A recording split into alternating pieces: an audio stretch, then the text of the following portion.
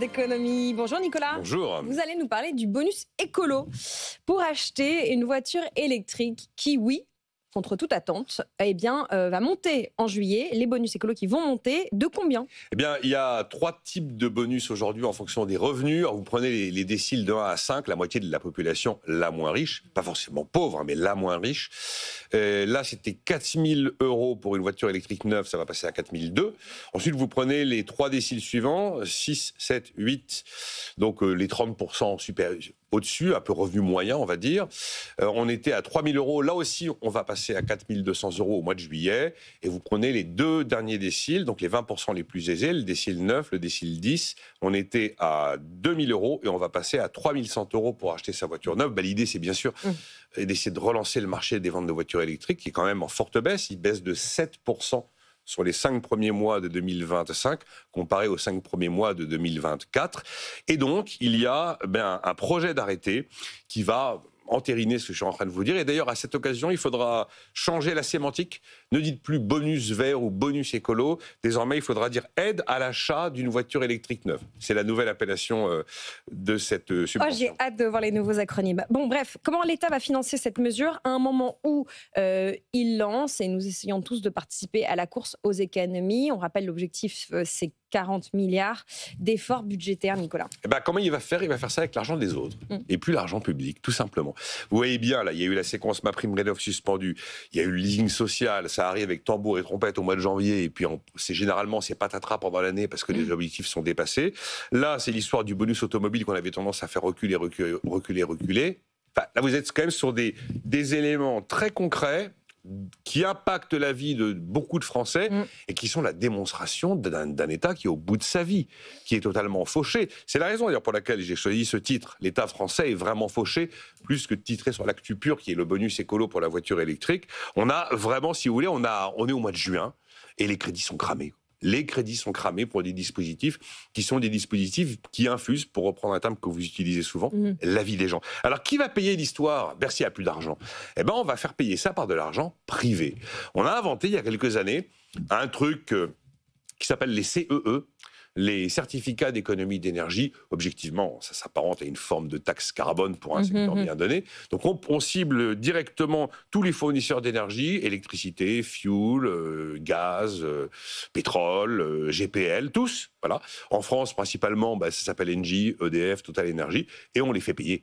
On les fait payer des montants pour participer à l'effort de décarbonation, pour participer aux économies d'énergie. C'est quand même pas l'épaisseur du trait, cette histoire, puisque les recettes annuelles vont de 4 à 6 milliards d'euros. Et avec cet argent, on s'apprête à essayer de financer tous les dispositifs qui étaient financés par de l'argent public. On va essayer de les financer par de l'argent privé. Après, très concrètement, les distributeurs automobiles, quand vous allez arriver chez votre concessionnaire pour bénéficier du nouveau bonus avec le nouveau montant, mais avec un outil différent. Ils n'ont pas expérimenté les CEE, les distributeurs automobiles. Vous imaginez que chaque instrument a ses petites règles, sa petite complexité, sa petite routine, et qu'il n'est pas impossible que ça patine un peu au début, parce qu'il va falloir que l'ensemble de la filière de distribution automobile s'empare de ce dispositif de CE pour savoir le manier, tout simplement. Vous avez bien vu qu'avec MaPrimeRénov', ça peut être très compliqué, voire impossible, voire catastrophique. J'espère que là, tout va bien se passer. Et notez d'ailleurs que les CE seront également l'outil de financement du leasing social à compter du mois de septembre. Il n'y a plus d'argent dans les caisses de l'État, on va chercher l'argent du secteur privé. On peut peut-être espérer un peu moins de fraude avec les CE qu'avec franchement, c'est assez complexe comme système. J'ai pas pris le temps de jeter un œil sur les CERFA CE. Bon, l'argent des autres et l'argent public. Est-ce qu'on peut espérer une reprise des ventes de voitures et de véhicules électriques avec cette hausse des aides à l'achat, Nicolas ? Alors, il y aura forcément un effet positif. À chaque fois qu'on a fait pause ou qu'on a freiné sur les bonus à l'achat, on a eu un phénomène de recul des ventes. Le problème, c'est que l'histoire des voitures électriques, toute la partie la plus aisée de la population qui s'est engouffrée de manière un petit peu volontaire dans l'électrique, elle est équipée. Elle est équipée. Donc vous arrivez sur une partie de la population qui n'a pas les moyens d'acheter la voiture. Maintenant, imaginez que... donc on aura, oui, effectivement, un effet sur les ventes forcément positif parce qu'on remet un peu de carburant dans le dispositif. Pas pour ça qu'on va retrouver une dynamique forte de vente de voitures électriques. Mais le cœur du problème, en fait, il est ailleurs. Le cœur du problème, c'est pourquoi les voitures sont si chères ? Pourquoi les voitures sont trop cher. Et en fait, vous avez plein de raisons qui expliquent le fait que les voitures soient trop chères, et pas que les électriques, y compris les voitures thermiques. Vous regardez la facture globale des réglementations environnementales qui ont été mises en place. Vous regardez qu'on a imposé aux constructeurs de passer de l'Euro 6 à l'Euro 7 pour freiner les émissions de véhicules, les émissions de gaz à effet de serre des véhicules thermiques. Il y a la réglementation CAF qui impose de réduire la consommation de carburant. Vous avez d'ores et déjà le MACF, mécanisme d'ajustement carbone aux frontières, qui fait qu'il y a des intrants, certaines matières premières, qui sont surtaxées lorsqu'elles entrent sur le territoire européen et qui peuvent alourdir l'ensemble de la supply chain de production d'un véhicule. Ensuite, vous avez l'achat des droits à polluer, qui est un marché européen du carbone, dit ETS, qui n'a cessé de s'installer avec le principe que, passé un certain nombre de quotas d'émissions, eh bien, il faut acheter des droits à polluer. Tout ça vient renchérir. Vous savez, ça rejoint la fameuse interview commune de John Elkann de Stellantis et de Luca De Meo, où ils expliquaient à quel point le poids des factures réglementaires et environnementales avait considérablement accru le prix des voitures. Donc, les droits à polluer et les ETS, c'est des éléments supplémentaires.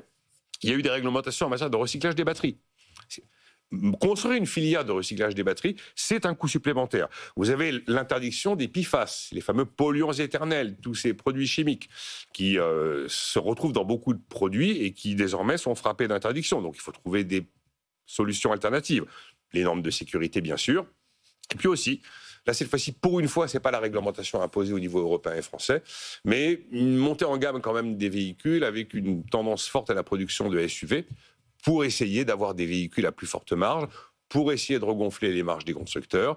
Mais justement, cette tendance-là, eh bien, ça pénalise la commercialisation des voitures dites populaires, qui sont évidemment beaucoup moins rentables. Donc là, on a aussi un fond du problème qui ne sera jamais réglé par un bonus, ni par une aide, puisqu'il faut changer le nom, ni par une subvention. Et en palimpseste, cette affirmation de Nicolas, l'État français qui est vraiment fauché. Merci Nicolas pour cette dose d'économie. J'ai pas dit en faillite, non, mais fauché. Vraiment fauché. Voilà. On peut se refaire. On peut se refaire. Merci Nicolas. À lundi.